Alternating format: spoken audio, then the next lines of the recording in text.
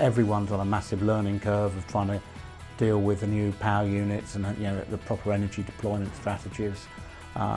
We've been slowly, methodically working through improving the car in all areas, really. So Jerez was a steady start and careful introduction of checking all the systems, and then we've been working up through the 2 Bahrain tests to what's going to be closer to our race potential.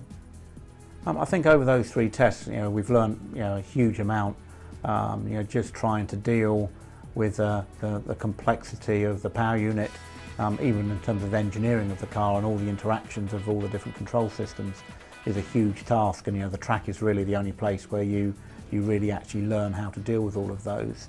As we head to Melbourne for the start of the year, obviously the concept of a race will change dramatically. Reliability, I think, to start with, that's going to be challenged just for the sheer complexity of cars. Obviously there's the normal aero performance side of things, and that performance development needs to keep going all through the year. Obviously the big factor that we've added for this year is the powertrain, how we optimise the powertrain, and getting the most out of it both in qualifying and in the race. In some races we're fuel limited. We all have to work on how the best way to save fuel and also to minimise the fuel consumption. So there's a lot more factors this year which will affect the end race result. We can burn fuel to try and recover energy from the motor that's on the turbo.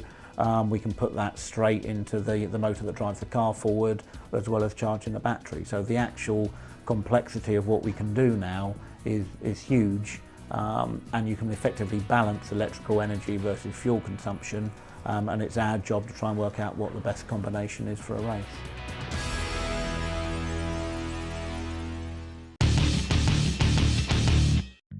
Of all the new elements introduced in 2014, the power unit certainly deserves a special mention because of its complexity and also because of the fact that we will use less fuel than years before. The power unit is made up of a number of components. The main one is the 1.6 litre V6 internal combustion engine. There is the AIRS system, which is made up of an MGU-K, an MGU-H, and a battery pack and a control system. The power unit is turbocharged, so there is a turbocharger, and there is also a gearbox. The Formula 1 of this year will be fitted with a 1.6 litre highly efficient engine that will use 40% less fuel than the V8 from last year.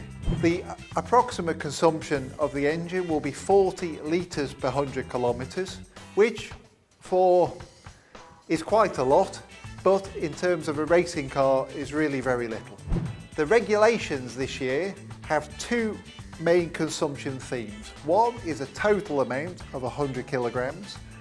The other is a fuel flow rate of 100 kilograms an hour, which starts from 10,500 RPM, which is mainly there to limit the ultimate power of the engine.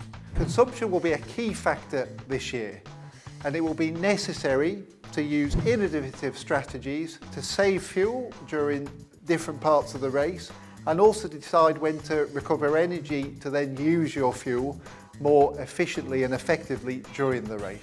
I'm sure all teams will be well prepared, but in the early races, with everything new, there will be a lot to learn, and you could probably see people having to save fuel towards the end of the race. More than ever, the driver will have to think really on his feet and also listen a lot to the advice from the pit wall and the various strategy groups behind the pit wall. The fuel cell is located behind the driver. This serves 2 purposes. The main one really is for safety.